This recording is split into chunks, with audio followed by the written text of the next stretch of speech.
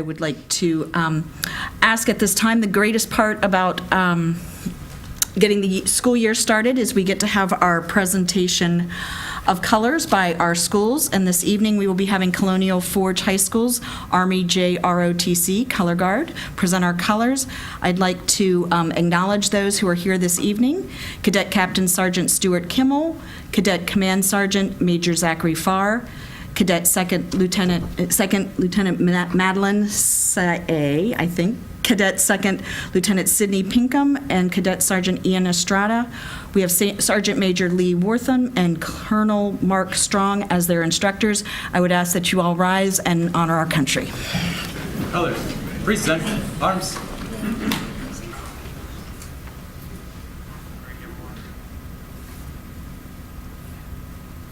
I pledge allegiance to the flag of the United States of America and to the republic for which it stands, one nation, under God, indivisible, with liberty and justice for all.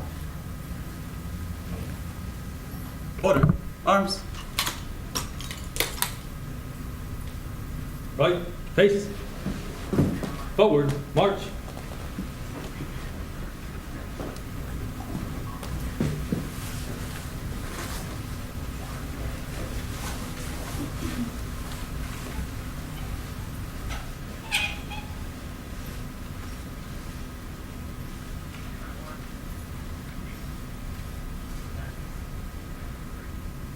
At this time, you may be seated.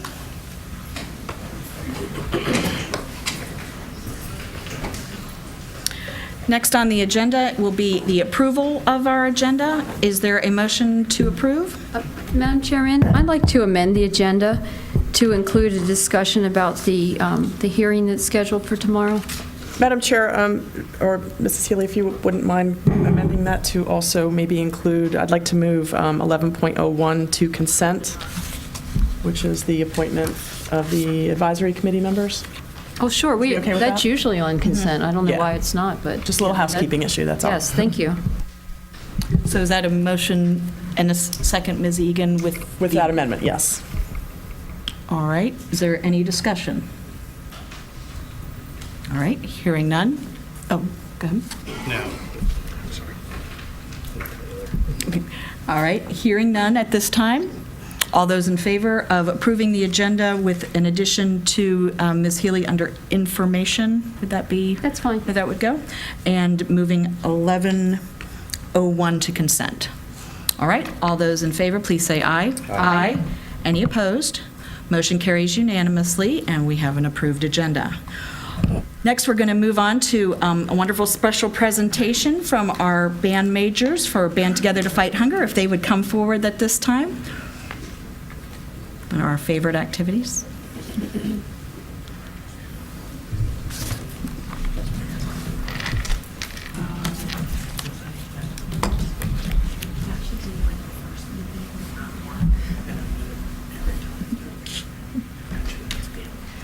Good nice evening, seeing Chairman us. Hazard, Vice Chair Hirons, members of our school board, and Dr. Benson.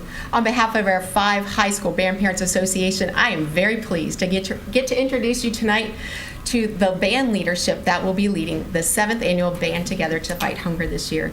They are representing Brook Point High School, Miss Sydney Scanlon and Mr. Andrew Morley, representing Colonial Forge High School, Jacob Zimmerman and Brian Queenan, representing Mountain View High School, Miss Caroline Bingham, representing North Stafford High School, we have Miss Jaslyn Nguyen, and our trumpet section leader, Mr. Flynn Sexton, representing Stafford High School.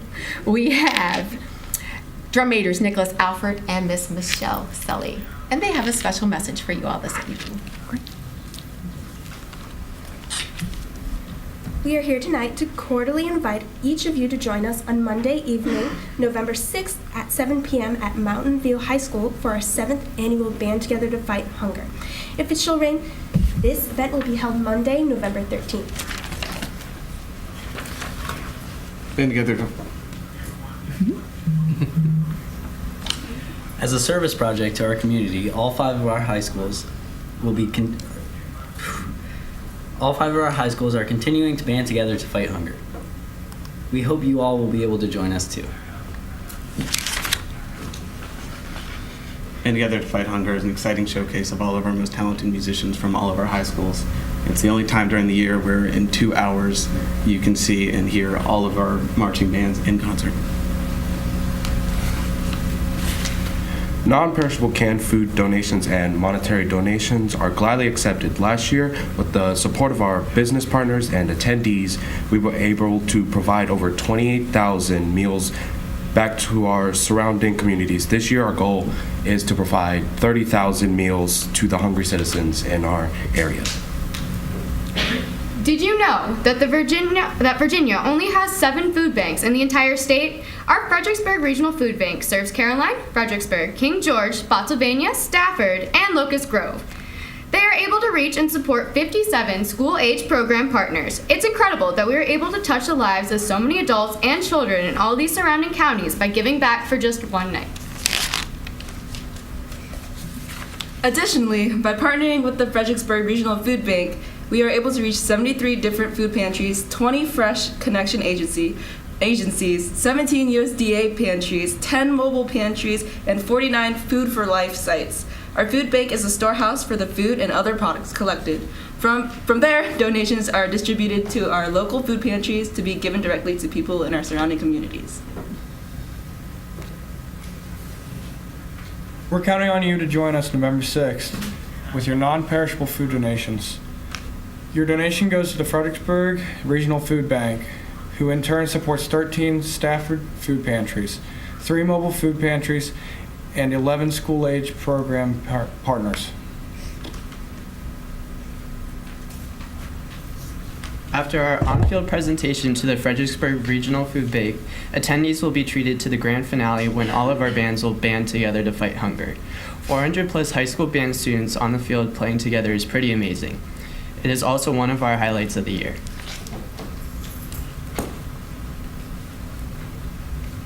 Please don't forget to bring your non-perishable food donation for the Fredericksburg Regional Food Bank too.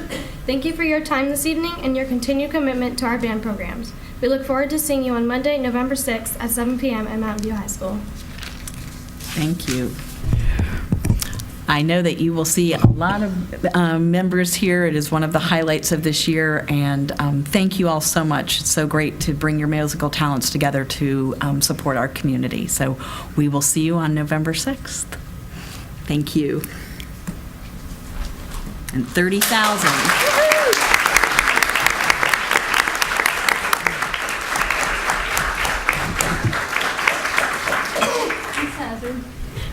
Can you make sure this invitation goes out to all the public? Because I know I've invited people who have nothing to do with the schools, no kids in schools, but they've really enjoyed it a lot, and I think it's a great community event. So if there's a way, you can make sure that invitation gets out.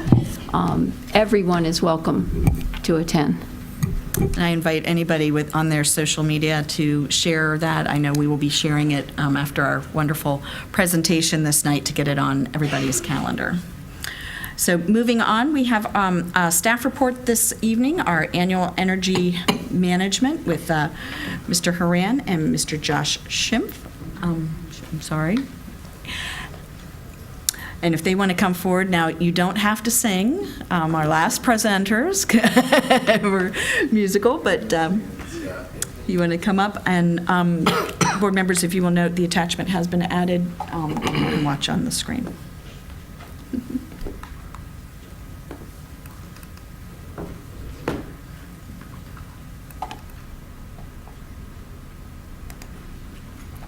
Well, thank you guys very much for taking some time for this presentation this evening. Go over a few numbers from this past year as far as our utility use and consumption. In this, we'll kind of go over our budget that we had, the expenses, the cost per square foot, the overall consumption, some recognition that we achieved this year, some recognition for individual schools throughout the division for their performances, along with some current future reductions and things that are on the horizon for fiscal year 18. So this past fiscal year 17, our electric rates stayed pretty consistent. Most of our other rates did seem to go up just slightly. As you can see, natural gas went up, fuel oil went up. The only one that seemed to go down was propane. Our water has gone up pretty consistently every year. That's water, sewer, and also for our irrigation.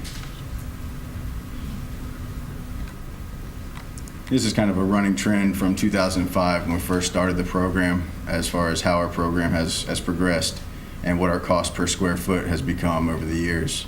As you can see, in 05, it was $2.04 a square foot division-wide, and in fiscal year 2017, we were at $1.23. That's up slightly from last year, mainly due to rate increases for our utility companies and also some of the construction jobs that we had going on throughout the school years.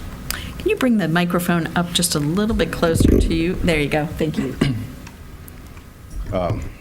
So 2016, we were at $1.23 per square foot. Last year, we were at $1.21, but like I said, we had a little bit extra construction that took place this year, mainly at Colonial Forge, and some of Mountain View is captured in this screenshot as well.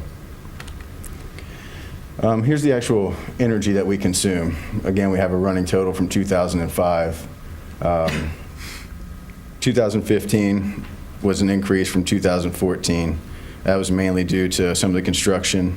2016, we increased a little bit more. We've also increased our square footage over the last year by about 37,000 square feet with some of the additions that we've had. Lots of our construction projects also have commissioning phases that are included in them. So the energy consumption for those facilities does seem to be a little bit higher while those buildings are being dialed in and all the equipment is being, fine-tuned for occupancy. Over here is a little summary chart of what we spent and what we spent it on. Electric, as you can see, is our highest. It's always our highest. And water is fairly high as well. Here's some of the national recognition we had this past year. We were able to certify 17 schools for Energy Star, which is the highest amount we've achieved since we started certifying schools. In the past, we've done 6 and 3 at a time, and this year we kind of went all in, and we were able to achieve more than half of our physical plant, which is the first time we've done that. A lot of schools that have been remodeled, a lot of old schools. We have schools from across the board that achieved that this past year, and a lot of it's due to consistent maintenance and also the way staff operates the facilities. You can't operate a facility for them. A lot of it's how the end user uses the facility as far as lights on and off, set points, just general use of the building. Here's a little bit of the top performers that we had this year. Winding Creek, which is one of our older facilities, actually came in at $1.06 per square foot. Stafford Middle, $1.02 per square foot, and North Stafford at $1.17 per square foot. Our goal is to get down to approximately $1 per square foot. That's kind of our striving point right now. We get a little bit closer each year.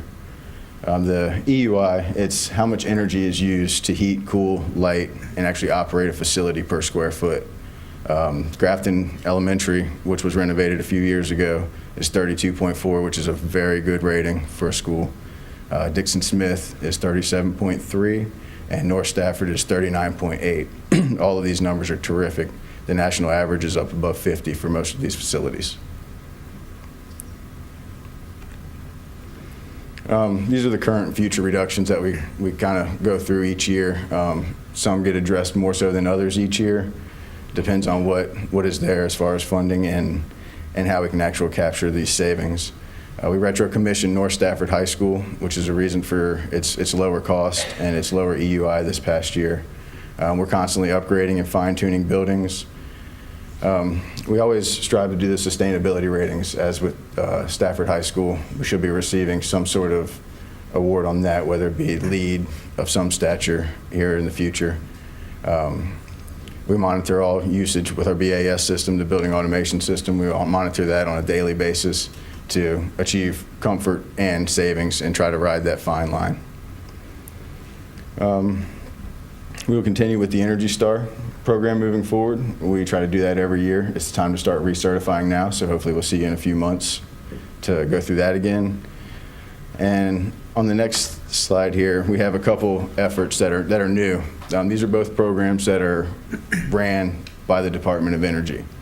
We have performance contracting, excuse me, which this go-around of the performance contract would include LED lighting upgrades, the building envelopes, which is your insulation, your air gaps. It seals up the buildings tighter to allow that equipment to work in a closed, sealed space instead of bringing in all this air from all these cracks. We'll also go through our HVAC controls, metering, and equipment like we do every performance contract, just to see where we're at and see what improvements are available. With the performance contracting, it's a cost-neutral endeavor. The funding for a public body like us, your savings are seen immediately and your savings pay for the program. Another program ran by the Department of Energy is called Demand Response. It's a program that when you're in the middle of summertime and the grid is at its max, it allows the grid the ability to call on its high use consumers to dial down their usage, which whatever amount you can dial down, they will actually pay you for your curtailment of the electricity. So they take place during summer hours. There's very little impact on site. You do have the option to not participate if it were to happen in that 15 to 18 days that we have staff or children in the schools. We do not have to participate. If we have a school full of children and they call on us to curtail and we can't do it with children in-house, there's no penalty, there's no payment to participate in the program. In the summer, if you do have the ability to participate, you get paid a set amount per kilowatt hour that you're able to curtail. So that's something we're looking to do with the Department of Energy. Right now, they're working on their state contracts, which allows simple, easy procurement, get us the best rates, and an ease of achievement in order to get these things rolling. Other than that, that's a quick rundown of our previous year. If you guys have any questions or comments or anything like that. Any questions? I do. Mr. Hahn? Thank you for that. Just curious, energy savings per square foot, how do you calculate that? You take your usage of all utilities, you take the price that you paid for all utilities, and you just divide them by your physical plant. Okay. Yeah, simple as seems. Thanks. I have a quick question. Yes, ma'am. Maybe sometime in the future, is there a way that you could bring us some information on how some of the elementary schools that were renovated, how they compete or compare to some of the other elementary schools? Say like a graph. I'm just curious if there's anything that we did in the renovations that might be more effective than Everything. Yes, ma'am. That's good. But I'd really like to see what the difference is between the I'd be two as glad far to as provide you dollars, something. energy savings and dollar savings. Yes, ma'am. Thanks. Mr. Harms? Do you have a question about the LEED certification? Yes, sir. Because Stafford High School got LEED certification, correct? I believe so. I just don't know And which status it I think achieved. we had one other building. Grafton was. And Grafton yes, sir. was. And, my question is kind of along the lines of Irene's is, why aren't they showing up with the lowest cost square foot and the lowest EUI? A lot of it has to do with your electricity. Such a large facility, there's demand pricing. So if a building happens to be occupied at a certain time when your demand pricing kicks in, it charges you a little bit of a higher rate for that period, and that's the rate your payment is based on for the duration of that month.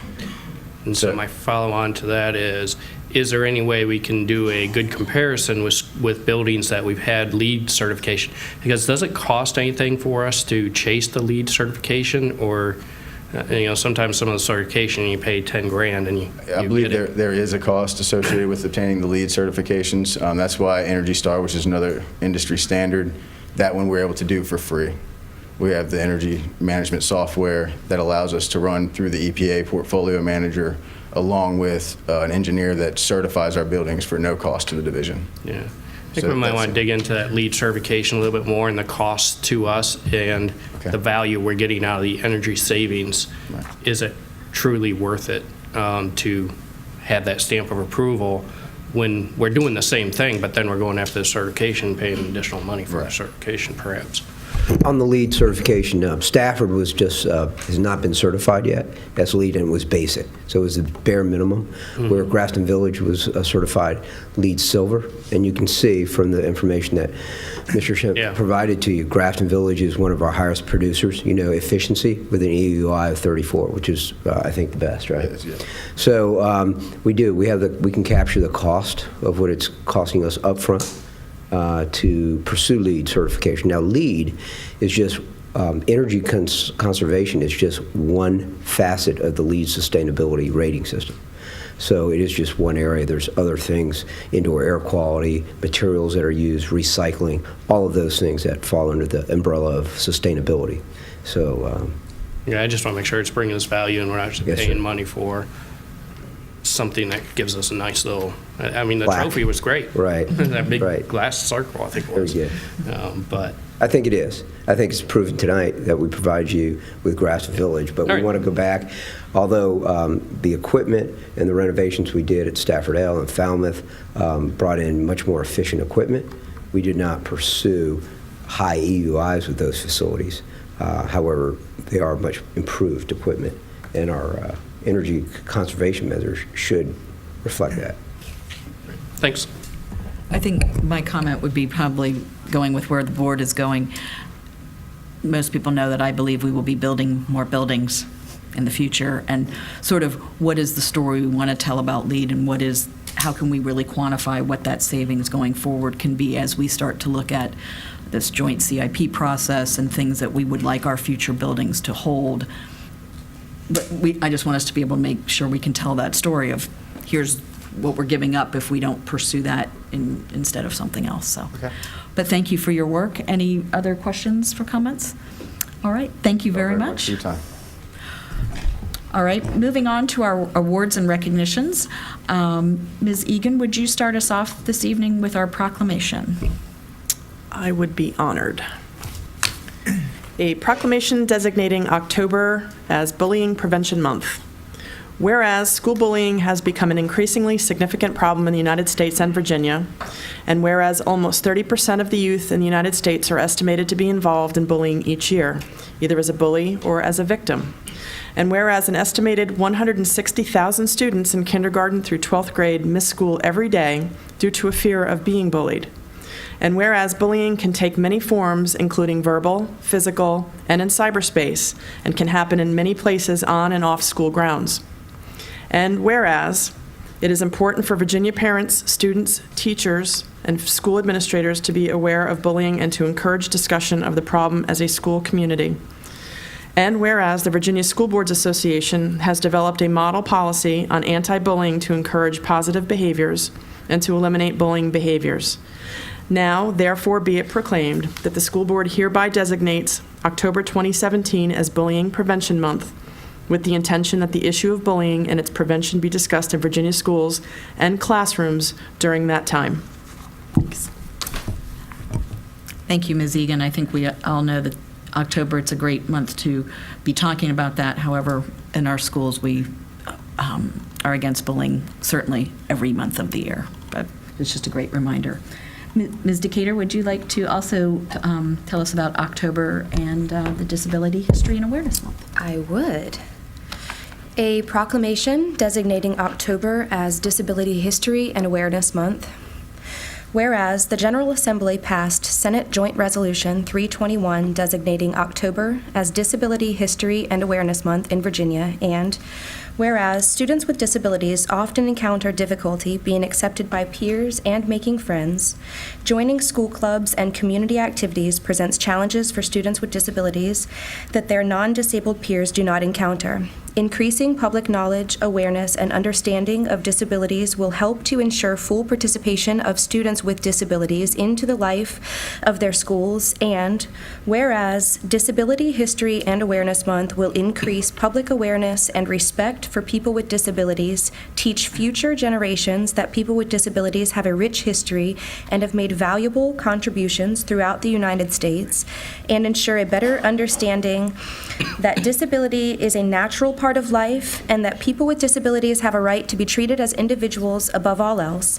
Now, therefore, be it proclaimed that the school board hereby designates October 2017 as Virginia Disability History and Awareness Month, adopted by the Stafford County School Board this 26th day of September 2017. Thank you very much. Two important months. Now, moving on, I know to really one of our favorite parts of the evening, or at least mine, I'd like to, at this time, invite to the podium Carrie Neely, our Chief Elementary Officer, and Tom Nichols, our Chief Secondary Officer, who will be presenting some awards this evening.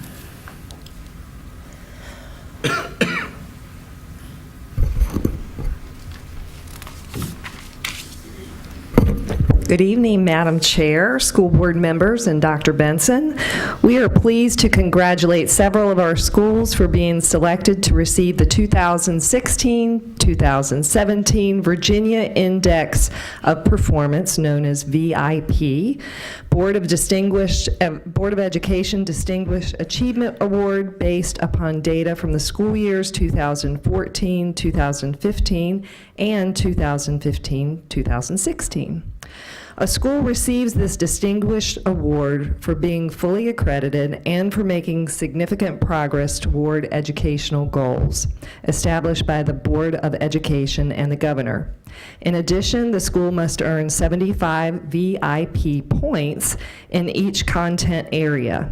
The Virginia Department of Education values your school's exemplary accomplishments and expertise. Our school's exemplary accomplishments and expertise.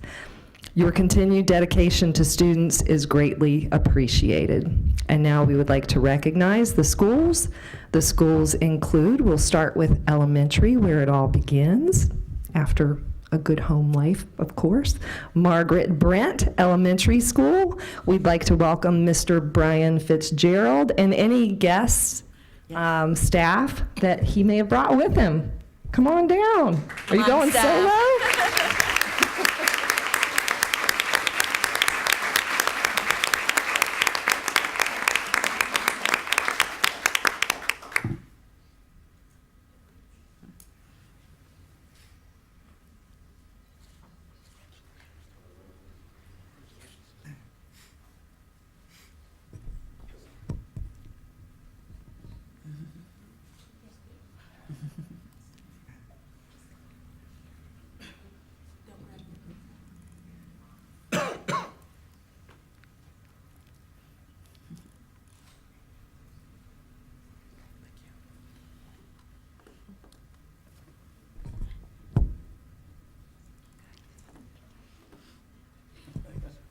Congratulations, Bobcats.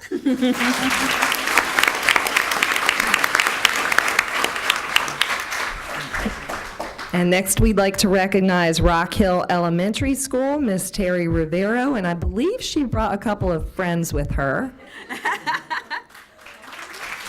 Come on down.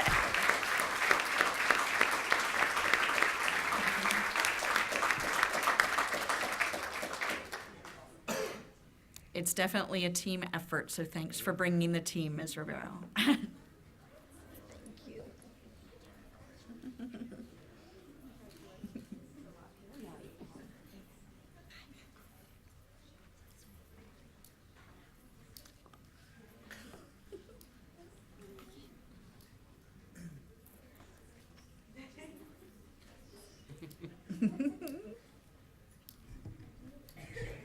They just keep coming and coming.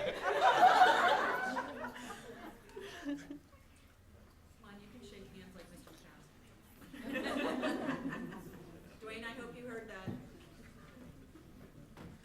I did. That's okay, Dwayne, it's Rock Hill night. Rock Hill. I have to add, this is where I started teaching people, so I'm always really proud of my Rock Hill folks.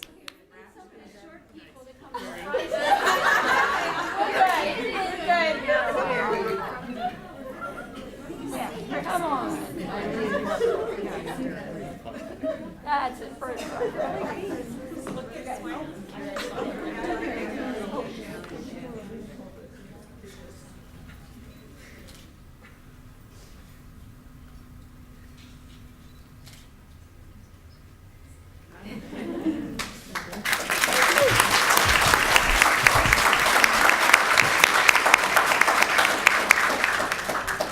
And congratulations to the Rock Hill Raccoons. Thank you all.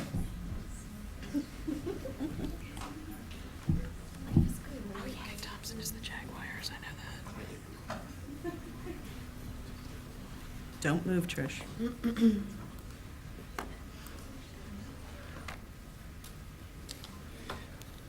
For our secondary schools, we'd like to recognize Rodney Thompson Middle School with Principal Dr. Andy Grider.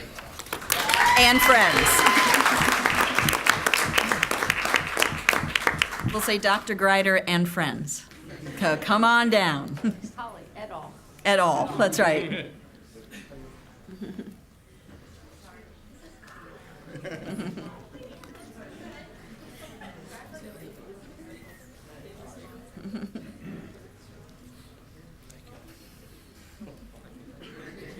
Congratulations.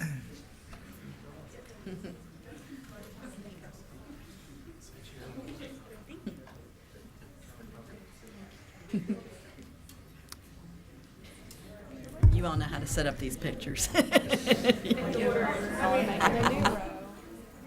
have a cough drop in my mouth.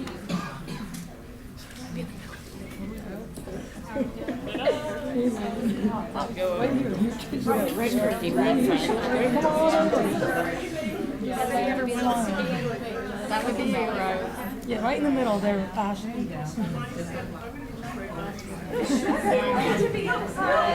Please get the whole class.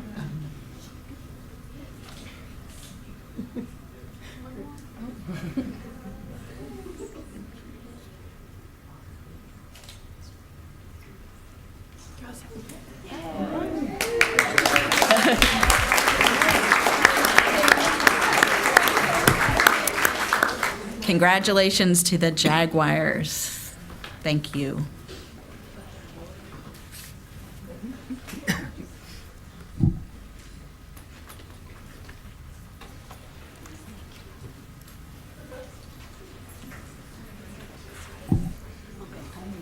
What's that? Now we'd like to recognize Mountain View High School and Dr. James Stemple and friends.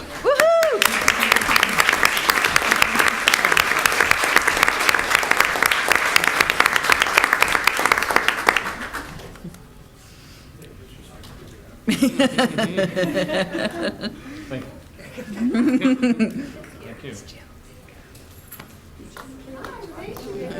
you.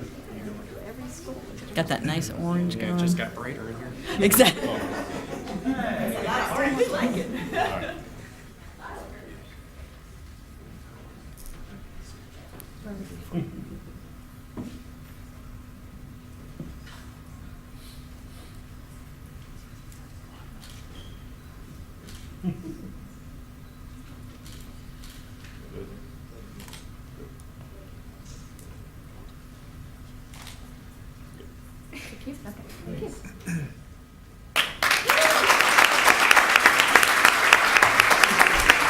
Way to go, Wildcats.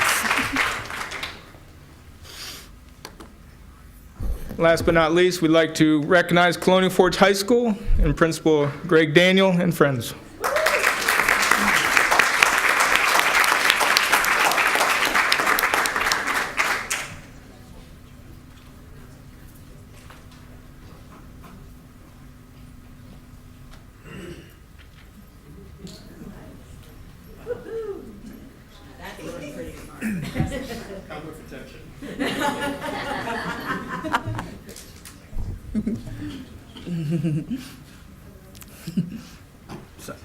I was just, exactly.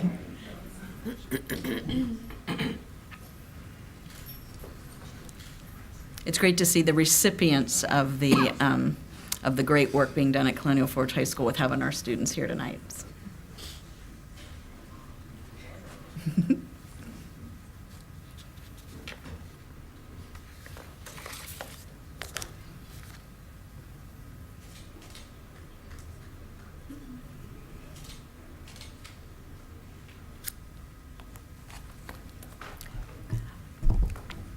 Congratulations, Eagles. Thank you.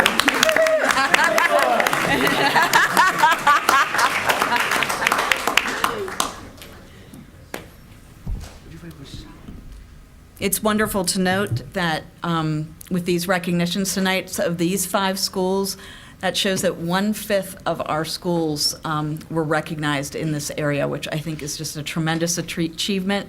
And I know we will continue to add from year to year additional schools, but I want the community to know 1/6 of our schools were recognized at this level, which is very, very exciting. I don't know, Dr. Benson, did you have any comment? No, I think it's incredible, and our folks in our schools, our building leaders, and our teachers just do a super job with our young folks throughout the division, and it's great that we get to celebrate these achievements. I did have a wonder. I noticed we have a couple of photographers that I don't recognize. That's right. This evening. Yes, they're from Stafford High School. These are just like we have TV interns. We now have photography students that are also our interns. How great! Yeah. Let's go ahead and tell us your name. Welcome. Well, welcome. Nice addition. It's very exciting to have you join us. And Ms. Johnson, I'm going to invite you up anyway, so you might as well just keep on rolling. I'd like to invite Ms. Cherie Johnson, our Director of Strategic Communication and Community Engagement, who's going to present some more awards. Well, good evening, Madam Chair, school board members, and Dr. Benson. It is my pleasure to recognize Stafford County Public Schools business partners for support during the Collect for Kids Back to School Supply Drive. These business partners provided backpacks and school supplies for many of our students. Some businesses allowed us to place boxes for donations in their lobby, and others delivered supplies to the schools. On Thursday, August 31st, SCPS employees, fire and rescue volunteers, and community businesses participated in the Collect for Kids supply drive and distribution event at Fire Station 12 in Fredericksburg. Backpacks and school supplies donated from community businesses filled the Bay Area of the station. It was great. School staff and firefighters delivered approximately 700 backpacks filled with school supplies to schools. This is the largest collection of supplies received for this event in the history of having it. We also received excellent media coverage of the event from WJLA, NBC4, WFBA Radio, and the Freelance Star newspaper. In order to ensure that students receive the best educational opportunities possible, a strong partnership must exist between the community, businesses, and schools, and we thank them for their continued support of our school division. At this time, we would like to recognize some of our major sponsors for the school supply drive. When I call your organization, please come up to the front. First, we'd like to recognize Fire Station 12.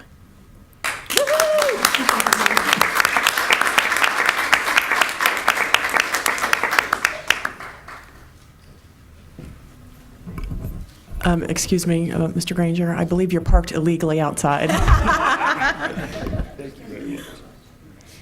The firefighters were amazing. Not only were they great hosts, they let us come to Fire Station 12, and we sort of took over that day with our distribution center, and they were wonderful. They were also available at 5 a.m.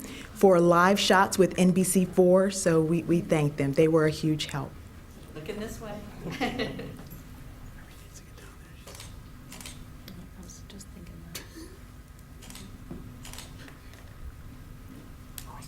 Thank you so much. Thank you.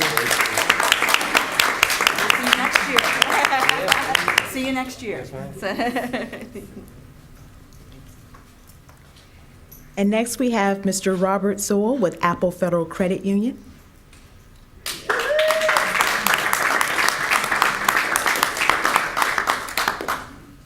And I know he can drive a mean golf cart. I heard all about that.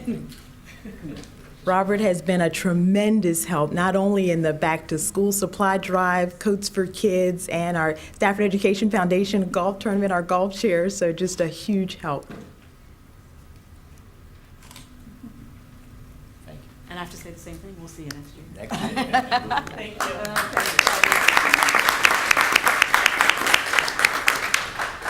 And I'm going to call the name of the other major sponsors. Unfortunately, some of them here tonight. Walmart, we had Teresa Green, and Chick-fil-A Garrisonville. They were very helpful. Mr. Les Brown, they also school supply.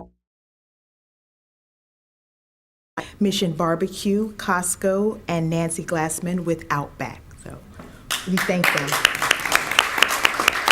We just want to say thank you to all of these businesses for your donation and support of SCPS to ensure that our students have the school supplies they need to succeed in the classroom. Thank you. Thank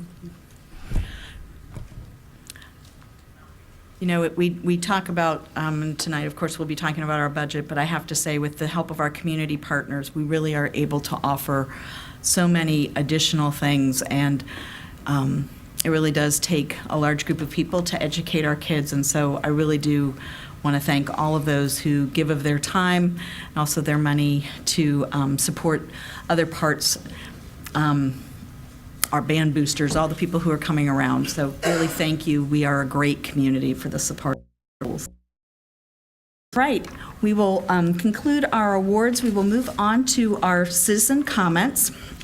This evening, we will see in that section, we have two parts to our citizens' comments this evening. We will start with the public hearing on the school board priorities. We will then move into what I would call regular citizen comments. So when you come forward for the first part is to be speaking just to the budget priorities. Second, when I open the invitation a second time, you can certainly speak on any topic. I'm going to give the overview just once. I figure everybody can remember. So I will ask when you come forward, speakers to identify themselves by name, address, and organizational affiliation if you represent an organization. Speakers shall announce the purpose or topic of their comments. It will be obvious if you're speaking on the first one. 3 minutes is allotted to each speaker. As I said, we use the stoplight system. When you see the yellow light, that means you have 1 minute. When the red light goes, that means you are concluded. We give you about 5 seconds to wrap it up. The chairman reserves the right to restrict the total citizen comment received at any particular meeting to a predetermined maximum number of minutes with the approval of the board. Any citizen comment which is profane, abusive, or which threatens imminent physical harm shall be ruled out of order by the chairman. There is not a dialogue during public comments.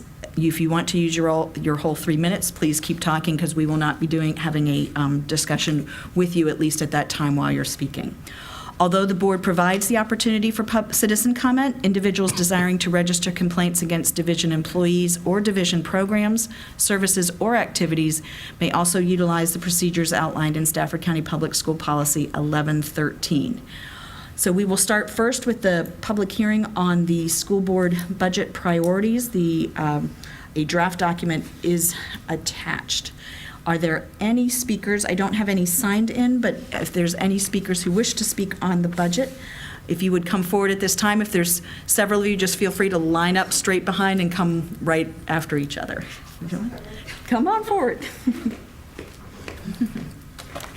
Hi, I'm Dana Brown. I live at 41 St. Williams Way, and I'm here to speak on budget priorities. I have some ideas on how to fund raises, which I think might boost our morale, and we always say we don't have any money, so here's 3 ideas in 3 minutes. First one, out-of-district tuition. I have been doing a lot of research on that. I've been checking with other counties, seeing what we're spending, and we are spending about, as of last year, $968,000 a year on out-of-district kids coming in here, and that does not include the 12 that are receiving special ed services, which will bump it up to probably over 1 million. We have 186 kids that we educate that don't live here. 12 of them are receiving special services, and it's a total of 122 families. So that means some families have multiple kids.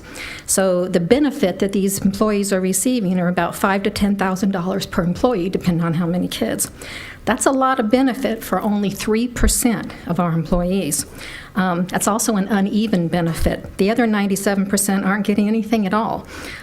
This is for kids of licensed staff that don't live here. I was told it was supposed to be for teacher retention. I don't think it makes that big of a difference at 122. It's also very expensive. And licensed staff doesn't necessarily mean teachers. Anybody at central office that holds a license is eligible. All the counties to the north have quit doing it. I checked with all of them, and I'll probably be presenting something to you in the next couple of weeks about that, and I'll hand all the letters out that I got. The second thing is your goal of class sizes and lowering for staff. I think it was called evaluate funds need to reduce class sizes. Well, I'm still maintaining our class sizes are overcrowded due to master schedule mismanagement as opposed to an actual shortage. You all know that I pulled the master schedule a few months ago, and you all know we had a lot of lopsided discrepancies. We have overcrowded core classes and extremely low class sizes in specialty classes. parents with kids in overcrowded classes would support your narrative that, yeah, we don't have enough teachers, and that helps you get more money. But that's because they don't know the real truth. There's numerous examples, but just give you one for this year, because I don't have time to go into all of it. We've got 62 kids in one orchestra class, and at that same school, we have 6 kids in a combined Latin class. So that shows that we are not balancing our load right. And I'm running out of time here, so let's see. The third one, the Teaching Summit. Now, by the way, I think we can get $1 million out of that first idea, and the second idea, who knows how much we can get. But the last thing is the Teaching Summit, and you've all touted this as a great success, but not all teachers feel that way. I've talked to a lot of them, and they all didn't think it was a big, great idea. And I recall you mentioning in a meeting that it was going to cost about $1 million, and we were taking that out of salary laps this year. And now you want to budget for it. So that means it's going to be recurring money. If we can find $1 million of recurring money, we should be able to use that for raises instead. So, thank you. Thank you. Oh, thank you for signing in, Ms. Brown. I forgot to say it. So I have to add that to my. All right, are there any other speakers regarding budget priorities? Okay, I see nobody leaping over chairs. So I will close the public hearing regarding school board budget priorities, and now move to our citizen comments, which I do have two people who have signed in, so I will call their names first. And then if you are also planning to speak, feel free to come forward towards the front so you can quickly come forward to speak. If you have not signed in, Ms. Brown showed us how it's done. Go ahead and sign in on the sheet to the left so we make sure that we have your information. So I have as a first speaker Tamisha Miller and Delaney McFadden. If you all would like to come forward to speak, that would be great. And anybody else who is planning to speak, feel free to come and make your way forward. Come on down.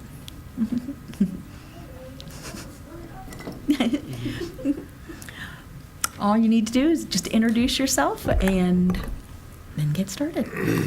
Hello, my name is Delaney McFadden. I live on Clark Lane. I am a junior at Brook Point High School, and I am bisexual. I am speaking into regards of the LGBT rights within our school district. 2 weeks ago, I sat in the seats behind me and I cried. I listened to a little girl beg you to bring her trans sister home safely. I listened to a trans woman beg you to allow Stafford County trans youth to have childhoods. I listened to person after person beg and plead and demand that LGBT students are given the same rights as others. I cried because I listened to you read a statement that said all means all, and I know that it's not true. When you said all means all, you meant all means everyone except LGBT students. Because if all really meant all, LGBT students would be in the anti-discrimination policy, and trans students would be able to use the bathrooms of the gender they identify with. Please do not provide students like myself with a false hope. Don't give us a false sense of comfort. Do not give us a false sense of security. Do not say you stand with us, because you don't. By not protecting us, you are saying you don't care about us. And maybe I'm wrong. Maybe you care about our well-being. Maybe you don't want to contribute to the pain that LGBT students experience. Maybe you don't want to contribute to the homophobia and transphobia experienced daily. But actions speak louder than words, and your actions scream that you don't care about us. By separating us from our peers, by not protecting us, by isolating us, you are making us targets. Through your actions, you are promoting the bullying and the discrimination against anyone who is different. And there is no reason for it. There is no reason for the intolerance of someone's existence. There is no reason for discrimination based on who someone loves or what bathroom they use. Are you afraid of us? Is that why we're set apart? Are we too different? As I said, maybe I am wrong, and I hope and I pray that I am. But until your actions line up with all means all, I know that I am correct. Please put yourself in my shoes and the shoes of the other LGBT students in your school district. I've been in your school district since 2009. I have been dealing with this intolerance since I was 8. I am 16. That is half of my life that I have been dealing with the homophobic and transphobic policies of Stafford County Public Schools. If I'm wrong and you do care about LGBT students, you need to prove it. Thank you.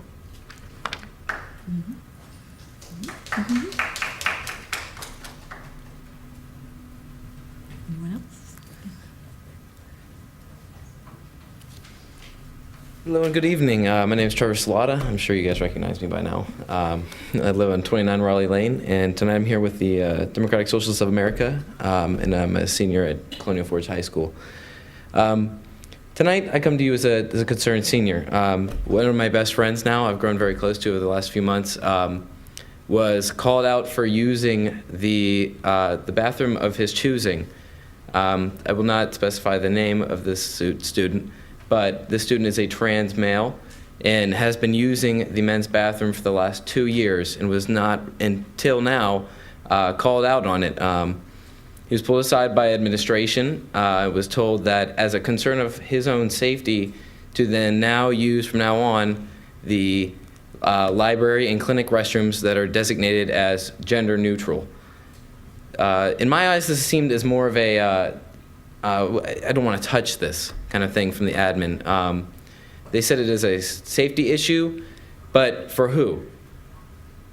Studies have shown that the violence or harassment isn't coming from these trans students from using these restrooms. It's coming from these straight individuals who use these bathrooms based on their biological designation.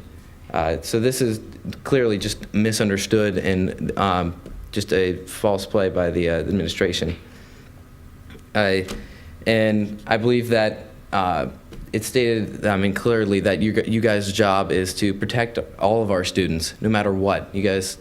I wish you guys would enforce that as much as you'd like to educate us. I know you recognized a whole bunch of wonderful schools, including my own this evening, about education. I think that's wonderful. But if we made that same effort to protect all of our students, including our trans peers, I would be ecstatic. So I think that's a failure on everyone's part here, but that's something we can definitely improve on. And I would love to see that from this board and that trickle down to our administration. That's definitely a lot of room for improvement. And also, earlier this meeting, you guys designated October as a month of bullying prevention, which I think we can then kind of trickle down, instead of just all students, really emphasize all students. By designating separate students to use other bathrooms, I see that as an act of bullying. So I think it's quite ironic that you guys are coming out and saying, let's stop bullying, while your administrations are forcing other students to use other bathrooms. So I'd just like to bring that to your attention tonight. I think there's a lot of room for improvement, and let's keep this up. Thank you. Sign in. Yep. All right, anyone else who wants to speak, come on down and, like I said, introduce yourself. And Good afternoon. My name is Brian Queenan. I live on 5 Slate Drive, and I go to Colonial Forge High School. I'm here to talk about pretty much the same thing.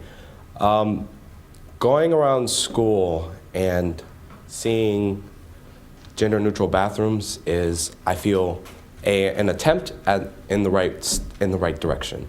I feel that I see you guys making an effort, but I feel it is not going far enough. Having gender-neutral bathrooms in only our library and our nurse's office, it takes away from our students' class time. If they are too busy walking down to the library and the nurse's office, they are losing time from their classes. And not only do they have to do that, but they have to sign in and they have to wait to be seen. So in that case, it's taking so much time out of our classes. And in school, we have Stafford County Word of the Month is fairness. And I feel that having these gender neutral bathrooms, not everywhere in the school, at least if we're going to have them, isn't a sign of fairness. I see it as a sign of segregation.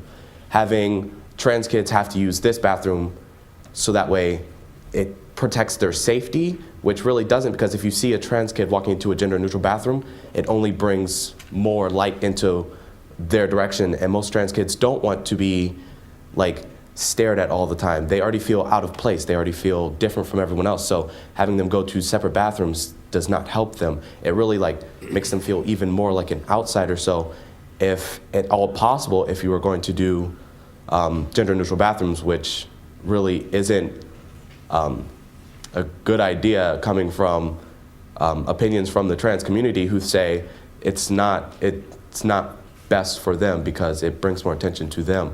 I feel that if you could just have it so that way everyone used the bathroom of their gender choice, it would be best for everyone. And it's not a safety issue because there is no possible way that any of the kids, I know all the trans kids in my school, and none of them would dare or even think about doing anything to anyone because they're all very nice and polite people. Thank you. Thank you.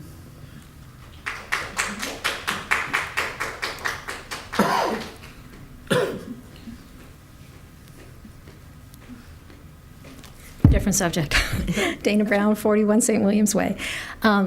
Just wanted to mention something to you. I remember you guys did all the lunch thing we did a couple months ago about the 11 cents, and it really wasn't saving us that much money, so we were going to start paying for everybody's lunch and give them a hot lunch. Fine idea. If you want to give out free lunches, that's fine, but you should just know that that might be a semantics issue. We were told the cost was 11 cents, but that's only because of one thing. And the way we were doing it and the way we are doing it is the kids pay for their lunch at the end of the line. So they're picking up their food, paying it for the end, and they were being told they had to throw it away because they've already picked it up, put it on their tray, could have dropped a hair in it, who knows. However, all we have to do is make them pay at the beginning of the line, like you do at Panera, McDonald's, Starbucks, and then it's no longer just 11 cents. Then it's the whole $3.35 that we're giving away. So again, it's fine if you want to give all kids hot free lunches, but just understand that it really might not be 11 cents. And it's just because of which end of the line we make them pay. So thank you.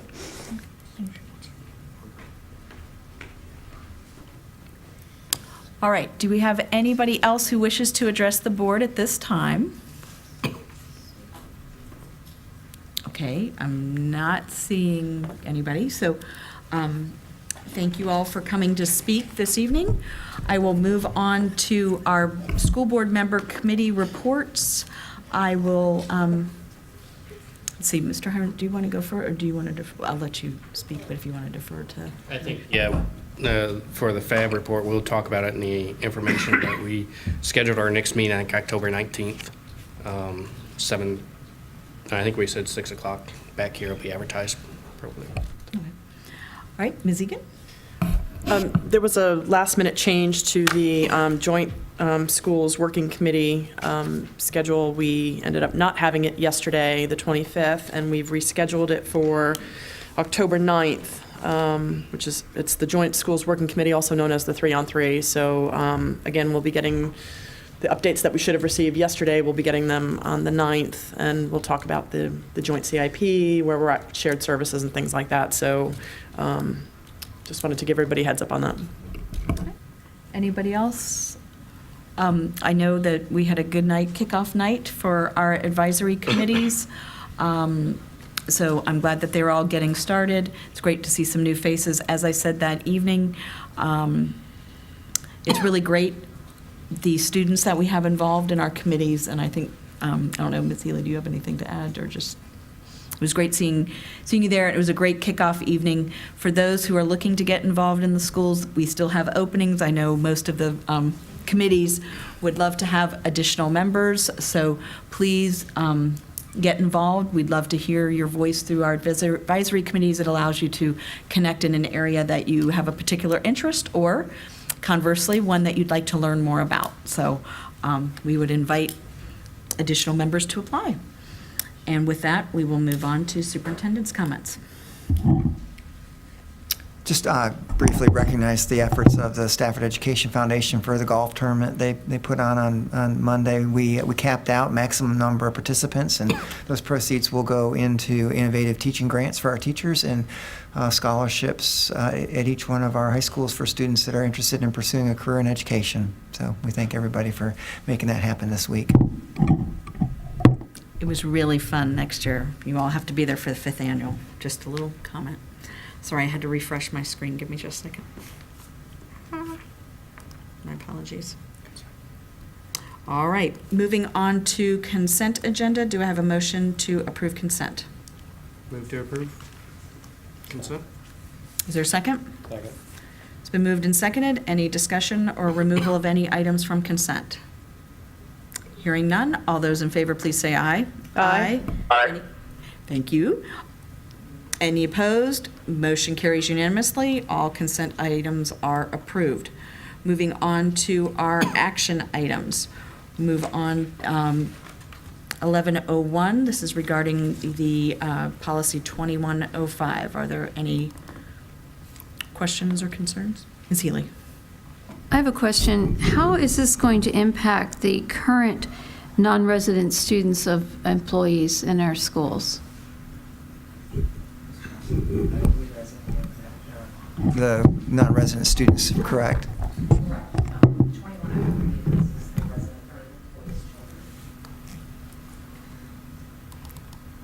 Let me just take a look at this again. I thought I just saw it in there.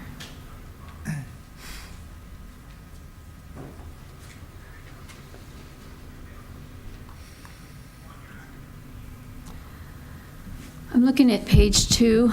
I'm reading the red line because I always like to look at the changes.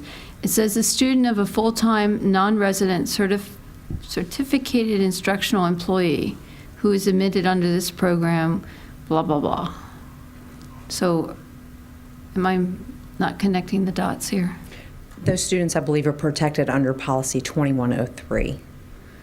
So 2105 is for our students that are placed by an outside agency from out of state into Stafford by a custodial agency. An example would be the Department of Social Services placing a student in Virginia, specifically in Stafford. And we would look at that student's needs based on a typical student's needs. So whether they would require an extensive program, such as a signature program, or to the other extreme, a student with disabilities who may require extensive supports. So 2103, which is stated just a little bit below that, is the policy for students of parents who are working in the school division. Okay, I apologize, but I'm looking at admission.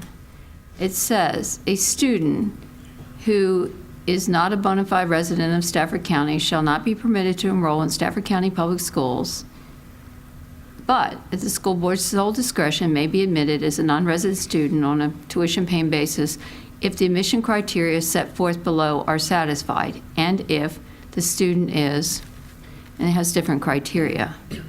It doesn't say and, but assigned to Stafford County Schools by Virginia State Agency, placed within Stafford County by a sending agency, blah, blah, blah, a foreign exchange student from an approved foreign exchange program agency.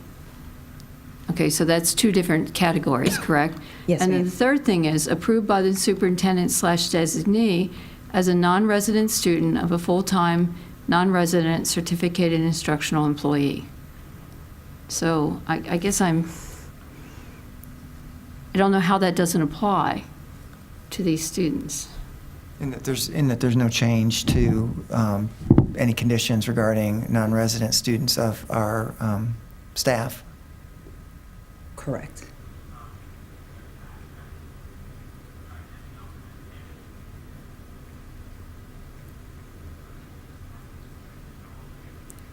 In that next statement, yeah, Mrs. Healy, as set forth below, the school board may at its discretion waive the tuition Right. for the non-resident. Yeah, I saw that, but that's that's discretionary on the school board. That doesn't say there shall be no tuition for these students. I just don't understand where this says this policy applies to these students, how it doesn't apply. Or I'm obviously missing something. In so. that there's no change in the expectations for how we treat non-resident students of licensed employees in the division. But if that's not clear, we certainly can pull this agenda item. Well, Is it just a matter of it's redundant in here and in 2103? I haven't done anything with 2103 to review or revise We can take a look at that. and do a comparison. Yeah, I would prefer if it's the board's pleasure to go on and pull the agenda item, and we'll. Yeah, because if it doesn't apply, then why are they even in here? I mean, that's my question. If it's not intended to apply to children of certificated instructional employees, then why is it here? All right. Because all these categories are subject to, the rate I read it, the potential imposition of a tuition by the school board. I'm not saying, that I would or I wouldn't, but I know there, as was brought up in the comments tonight, there's a number of students in the schools, and I just want to know how this is going to apply. Certainly, to me, this presents at a minimum an ambiguity. And to say, well, we don't have an expectation we're going to change that, well, that doesn't do it. I mean, if we're passing a policy, then I would think Then we I would would have ask to that the make, board pull the we would have to agenda make that item. decision. It's the pleasure of the board to have that come back with the comparison, with 2103 and just how the whole non-resident. Right. And while you're looking at that, there is a distinction in here. I'm sorry, did you want to? I was just wondering if there's any matters pending that require approval. No. There is a distinction in here in how, seniors are treated, which I have no problem with if you're within a certain number of days of graduating or the last semester or, at the end of the year. And that, under this policy, does not apply to the employee's children. This says the employee's children are terminated the day the employee is terminated. So my question when it comes back is, why are we treating them differently from all the other students that are admitted under this policy? So that would be something I would just like to get that answer, because there's no practical basis for me to make a distinction among the groups that we've allowed into the schools, and how we're going to treat them under the circumstances. And I'm thinking particularly if it's a military family, and say we have a military spouse who's working for our schools, the family gets deployed or gets transferred somewhere else, and, they want the senior to finish the year. Why wouldn't they be treated like any other senior under these circumstances? So that's something I would like to address as well. Thank you. Thank you. I would suggest to the board, if there are questions in general about how non-residents, that we communicate any additional questions to our clerk for inclusion, maybe in a broader discussion. Is that satisfactory? All right. Let's move on to 11.02, still on our action item, which involves a professional service contract to BCWH for the design and construction of administration services for A.G. Wright and Garrisonville Elementary. Motion to approve. Second. It's been moved and seconded. Any comments or concerns? Hearing none. All those in favor, please say aye. Aye. Any opposed? All right. Issue that contract, Mr. Haran. Next, we will move on to our adoption of the local plan for gifted and secondary programs for our state regulation filing. Motion to approve? Motion to approve. Is there a second? Second. It's been moved and seconded. Any questions or comments? Hearing none. All those in favor, please say aye. Aye. Any opposed? Is Dwayne still there? Motion carries unanimously. Mr. McCosker, are you still there? Yes, I'm still there. Okay, just wanted to make sure. Wake up. All right. Madam Chair. Yes.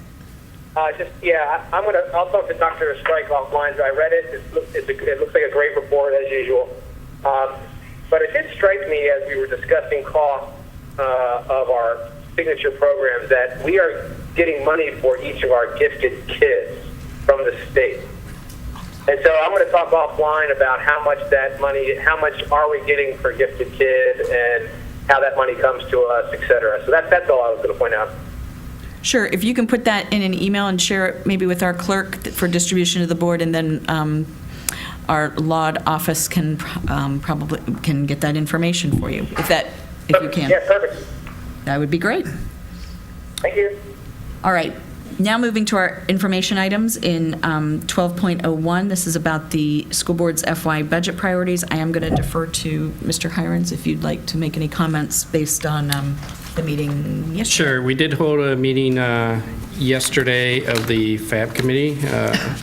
And I also communicated with Mr. Burkosker over the weekend to ensure some of his concerns that he brought up in the last meeting were included in the document. And one of the things we talked about, and all of us probably had a concern with, was the proposed, I'm sorry, these are goals. Remember, these are goals. These are what Dr. Benson and Mr. Fulmer will be using to begin to formulate our budget for the year. And so we did set a goal to include a 1% increase that we had last time in our baseline, but also previously we had inserted a 1% cost of living increase, lack of a better term. But through discussion, and I think the consensus of the board is and has been that we need to continue to try to do what we can for our teachers and all staff. So we increased that to have a goal of a 1.5% COLA, again, lack of a better term. So total increase will be at a goal of 2.5%. And part of the purpose of this, or as we were looking at it also, is our changes from year to year in our teacher salary scale as you go over 20 years about 2.4.5%. So this actually increases over what the existing current scale, say year plus one, a teacher, and you're just looking at teacher scale in that aspect, would make. So that would help provide some stability and valid information for teachers as they're looking at the published scales and what their future may hold here with Stafford County Public Schools.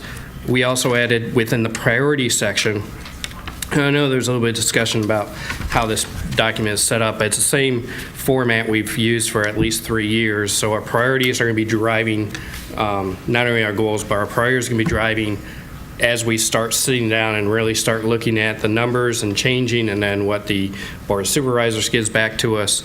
You know, these are the priorities that we're identifying here, and we added to make sure we highlight teacher and employee compensation. There's a little paragraph to that to emphasize that employee compensation is very important to the school board, and that to address concerns of teacher and staff retention are addressed. One other thing I wanted to highlight, because I want to make sure that it doesn't look like something that we snuck in there. We try to make this process, we're trying to make this process even more transparent than it has been in years past, make it as transparent as possible. But actually, Missy brought this up, our clerk, last night, that we had mentioned in a previous FAB meeting, or Dr. Benson brought up in a previous FAB meeting.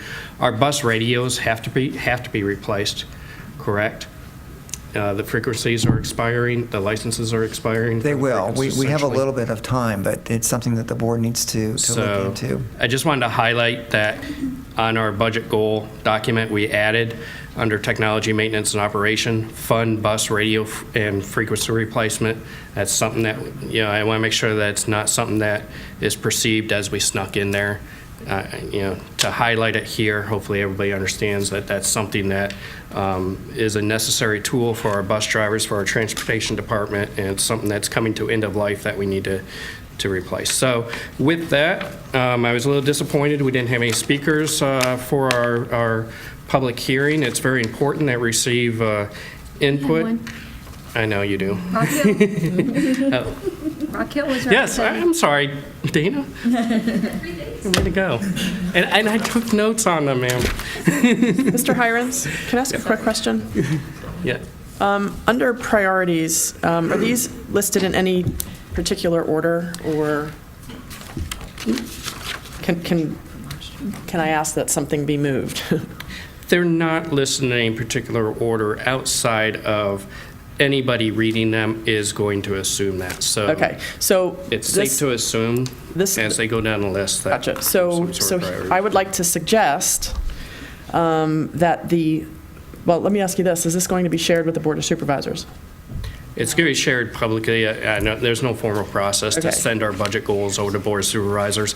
This is a tool for the superintendent and director of Okay, finance to. well, and I'm speaking to the transparency issue, that we are not communicating our needs appropriately across the street. So if we're going to use this as our worksheet on how we're going to develop the budget this year, I would like to take this, establish a funding agreement with the Board of Supervisors and move that to the top of the priority list, because without that, all of this stuff is moot.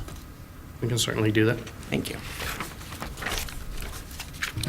There was one thing, Trish, I wanted to make sure that, because I think we did miss a comment you made last time of, we have updated analysis, paraprofessional, bus driver, and nurse compensation. I think you made a specific comment that you think it'd be appropriate for paraprofessionals to be called out in their own bullet point because they are so far behind the median. So with that, I'll Yeah, I'd appreciate that. make an edit and provide that. And I apologize for us missing that. I totally forgot last night, to be honest with you. I think you covered an incredible amount of ground here, and I'm impressed. That's all I have. Are there any other comments? Ms. Decatur? Oh, Jamie, thank you. No, I And just. she is, coming onto the fab, and the fire hose is out, and Yeah, no, I'm just sitting there Learn by listening to fire, you. I just wanted to thank you for your attention to detail. I really respected and appreciated that you, remembered, first of all of the different comments that were made about this, the goals and priorities, and even, into last night, remembering that you forgot to, recognize Trish's, request, and just thank you for that. This is a great document, and I'm excited to move forward with it. That's all I have. And, it is our information. I don't intend to ask for it to be moved to action, so it stays out there in the public domain so they can continue to review it. And, I know we have folks here from the SEA. Please communicate with us directly by email if you have concerns, thoughts, so we know. So we're not kind of chasing social media posts and everything. It would be helpful to have a good condensed opinion from the SEA even. Thank you. What I do every night.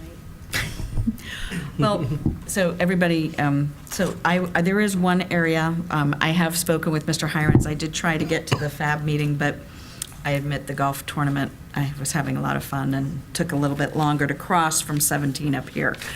They had a very good and quick meeting. I never get to go to those. But just one area, it is noted on our priorities. It's in the second bullet as of right now.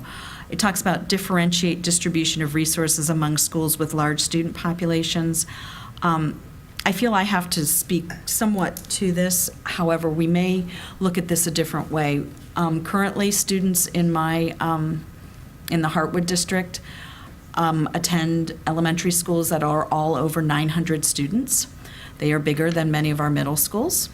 And I believe that we need to re-examine, possibly first through our staffing standards, of how are we going to make sure that the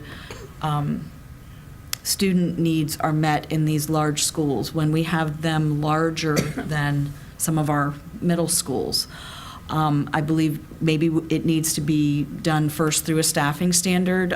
Perhaps we need to have some kind of administrative teacher/role that can help make sure we are making sure that every student in a 900 and 920 school is getting that same attention as others. Ms. Healy and I have spoken at length, but I'm talking more in a teacher/administration role, because there are many piles that go onto an AP in large schools like that. So I am not saying that I want to exactly maybe change this. I think this bullet covers it, but where I would like to go, and I would like to ask Dr. Benson and perhaps Mrs. Kale and Mrs. Boatwright to look at that specifically at our elementaries that are getting large. As most of you all know, we don't have an elementary school planned, at least right now. We have submitted, I believe, for our joint CIP that we're going to have to look at that. But as we all know, you can't build a school in 6 months. And I think if we, as our elementary schools continue to go over 900 and 950, we need to make sure that our delivery of services at all of our schools, but I speak especially to it because students in my division attend the 3 schools that are over 900 today. So I would just like the board, if to indulge that I'm certainly very supportive of this, but how I am looking at this, if there is a recommendation in our staffing standards when we get to the budget, I may want to revisit that. So it's just putting kind of the board on notice, but I would really like to hear Dr. Benson from staff on sort of your all's view of what do we do with these 900 and 950 staff, schools of elementary kids, because that's a lot of little people to manage. So that's, like I said, it's covered, but I kind of have a sub-bullet, I guess I would call it, to think about. So just something for us to think about. And while we're thinking about that, let's not forget those administrative positions for the elementary schools in the summer when they're trying to register students and there's nobody working in the office because they don't work in some of the summer months. If we can keep that in mind when we're going about this as well, that would be much appreciated. Especially as we grow over the summer, the earlier we get numbers and people registered, I very much, as we spoke at the first meeting, or at least in August, we talked about now through our, I get the name of the systems wrong, people are able to register online and at least sort of say, hey, I'm coming. Now, we can't admit and enroll you until we know you have shots and all that. So we're getting information earlier. However, there still needs to be that physical contact with a human being, making sure you have all those documents. So the more we can facilitate that in all of our schools, I think the better able we can allocate our resources among our schools. So just something, a long-term process. Madam Chair, are we looking to move this to action tonight? No, I think, as Scott said, I think we should keep it open. Okay. Because just some of our discussion, there may be additional comments made after we discussed it tonight. I think that was the case. All right, moving on to, let's see, I think this is a right-of-way that is in support of Moncure Elementary School. I've got a quick question. Oh, go ahead. Ms. Decatur, you start us off. Does this affect anyone's personal property? And if so, have they been notified and or talked to about this? No, it does not. Okay. That's all I wanted to know. Okay. I couldn't tell because the map is this way on my computer, so I'm trying to look at the, Right. That's your. It's just on the property that the school's being built. Wonderful. Yes, ma'am. Are they going to bury all the way out from the main road all the way in? Or is it just the area that we're building, they're going to bury them? It's just a small area. The expense of putting it underground, we would like to put a lot of that underground, just from an aesthetic perspective and from a reliability. The lines underground are a little better. It was expensive. And okay, so. Thanks. Ms. Healy. Okay, you'll be happy to know I think the agreement looks just fine, but. Always a but. I heard him. I'm sorry, guys. I hit the unmute button by accident. Are you all excited? I thought the agreement looked good, Dwayne. No problem. But anyway, my problem is, or concern is, that I thought we didn't own that land yet. We do not. Okay. The county owns it. So how in the world? We're the agent, and we came to. We grant an easement. Let me finish my question. Yes, ma'am. How can we grant an easement on land that we don't own? Well, when we started this process, working with the county government, we made the assumption that this land was ours, and we would make the decisions based on it was ours as we processed the permits and the drawings and those. So we're following that particular setup, and I think we're all, county government as well as us, we're very comfortable with that process. So I don't have a problem with that process. There is an MOU, and the MOU says that when this is all done, they're going to give us a deed to this property, and we're going to give them the deed to the old Moncure property. My issue is more a legal one, and I see we skipped a legal review on this one. So here you go, We can't grant an easement on land we don't own. We're the agent of the Well, land. it doesn't say we're the agent, and if we're an agent, we need a power of attorney to do that, specifically to do that. And I don't recall any power of attorney, and I don't, certainly, if we have one, it needs to be recorded with this agreement. Now, Virginia Power, or Dominion Energy, however they're known now, they don't do title searches. But if I can tell you, if you tried to do an easement with somebody that did a title search, they'd say, you can't grant us an easement, you don't own this land, you don't have title. So I would suggest we go back to Dominion Energy and disclose that we have neither, title to this land nor a power of attorney, unless, do you have a power of attorney that I don't know about? Nope. Okay, and do they still want us to do something? And it should be in here that we are the, MOU holder or something, because this isn't worth the paper it's written on, in terms of us being able to give that from a legal standpoint in the land records. The county should be the one that is granting this That's at the our signer request. is County of Stafford. But they have the grantor is Stafford County Public Schools. Right, I think they'll It's just have the to change the grantor. grantor. I mean, yeah, I think they'll have to change grantor, because that's. We'll certainly look into it. Yeah, and bring just it to find back out to the who board needs to next sign. time with those questions answered. Okay, that sounds great. Welcome. All right, thank you. Next, we have. Actually, the agenda item says staff will have the chairperson sign and provide, if approved. So I don't know where the county came in, or the chairperson, or unless they're talking about the chairperson of the Board of Supervisors. So we'll get that clarified before any signatures.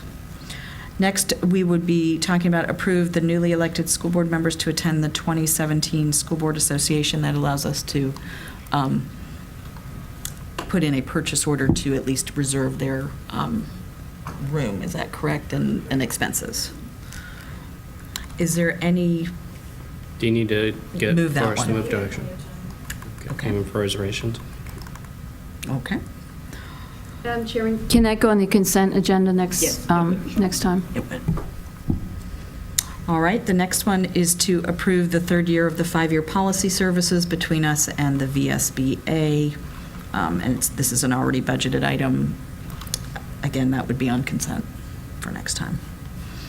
All right. All right, moving on to our newest item to discuss the September 27 special called meeting, obviously tomorrow morning. I'm going to start with Ms. Healy, if you don't mind. Thank you, Madam Chairman. I asked that this be put on the agenda because I had two concerns.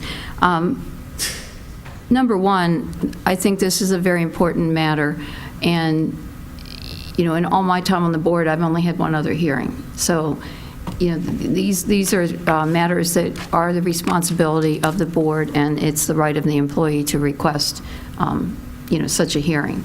And I understand that there may have been a request that it be a public meeting. Is that the case?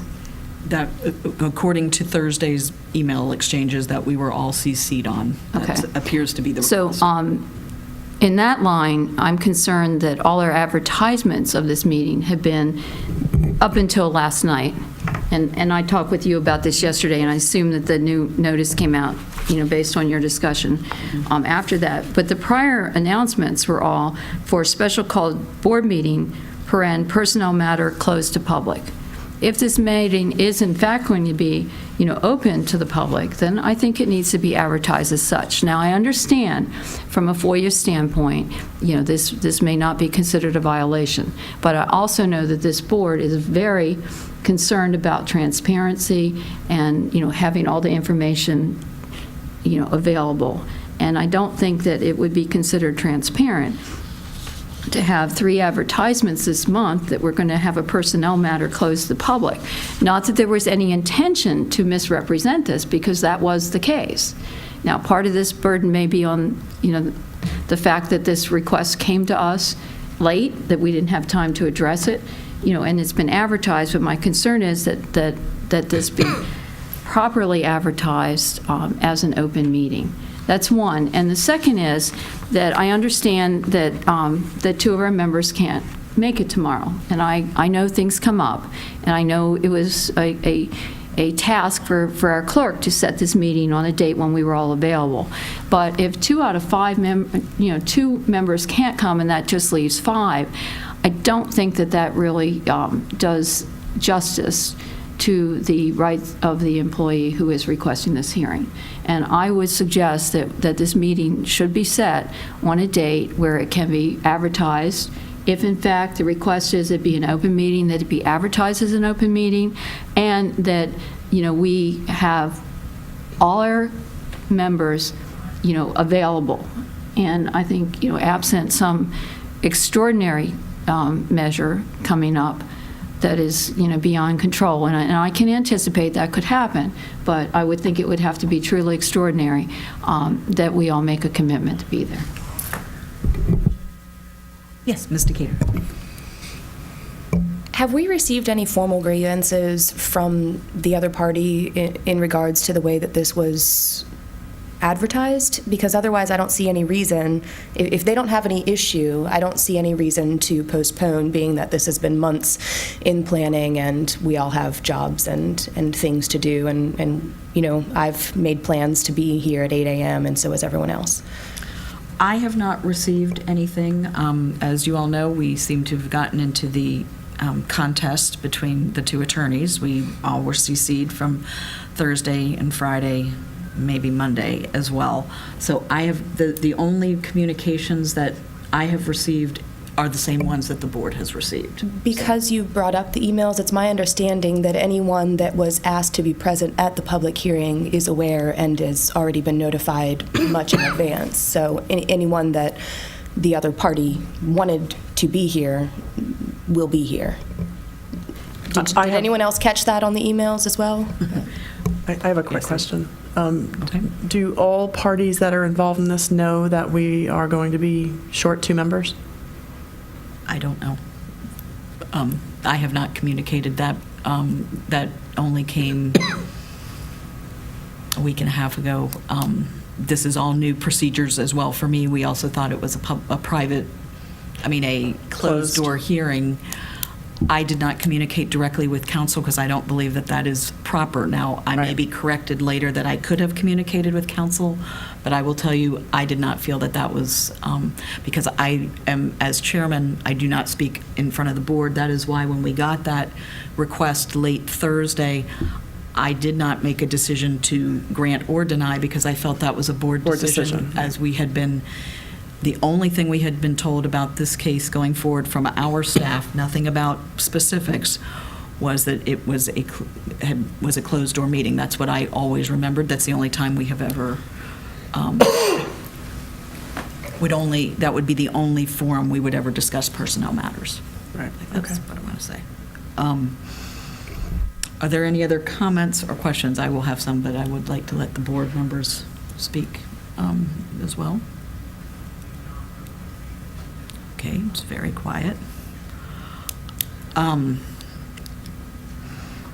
I, like Ms. Healy, am troubled that we won't have a full board. I think that that's something that we do need, that we really should have. However, I am trying to weigh that against, it is the night before. It appears that witnesses have gotten coverage for their jobs as well as board members have gotten them for coverage for their jobs as well.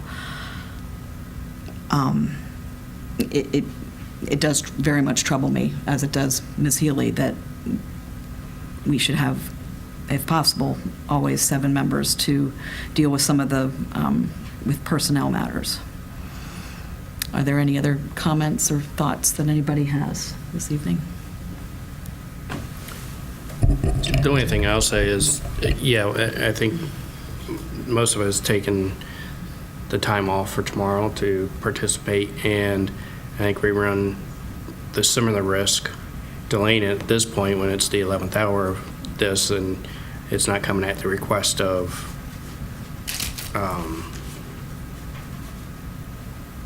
the employee, that we make the change, and that they seem to, I assume they are well informed that we don't have the full board, and they're not griping at, although I agree with everything that both of you have said.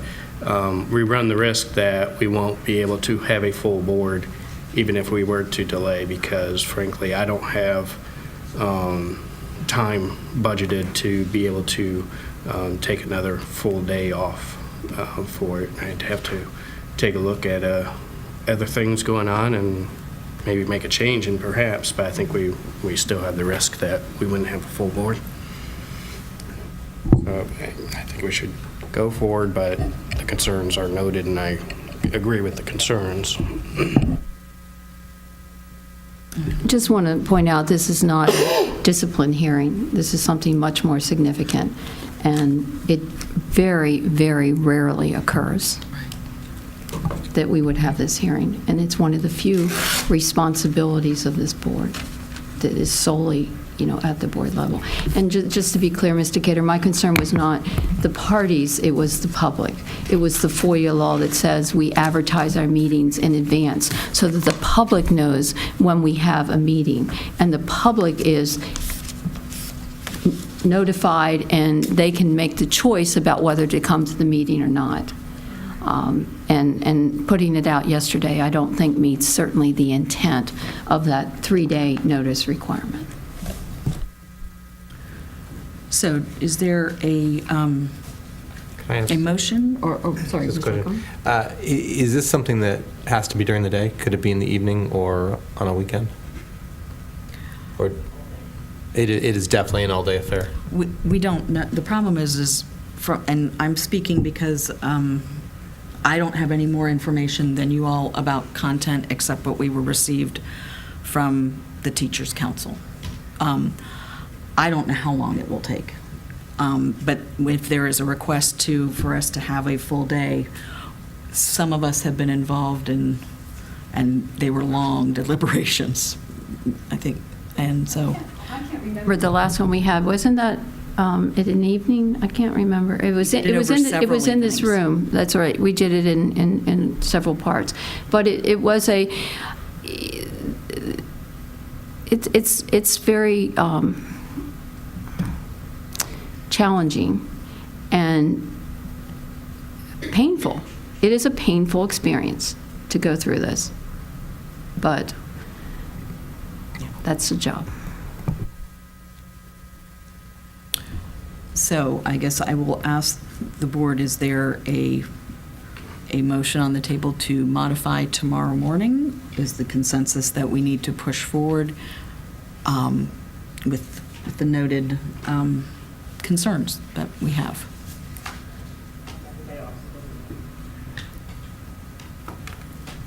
It doesn't sound like there's going to be support for it, but I think there may be support for at least advising the Employees Council tomorrow, since there is not a full board, would we consider, rescheduling this, but we could not guarantee when the date would be, when the entire board would be available. It may have to be a weekend.